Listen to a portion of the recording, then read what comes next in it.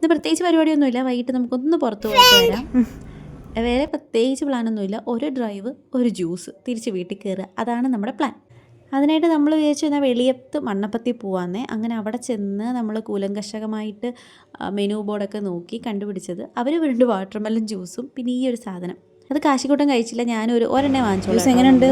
പിന്നെ അവർ 2 വാട്ടർമെലൺ ജ്യൂസാണ്. ടേസ്റ്റ് ഉണ്ടോ? ഞാനൊരു ചോക്ലേറ്റ് ഷേക്ക് അട്ടക്കൂറ സാധനമായിരുന്നേ.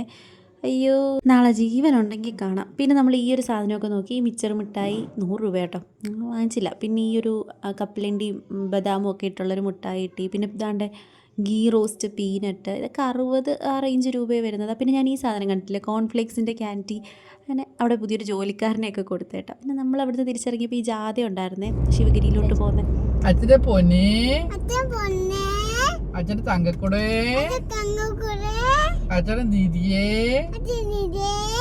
അച്ഛൻ്റെ സുന്ദര, അമ്മയുടെ പൊന്നേ.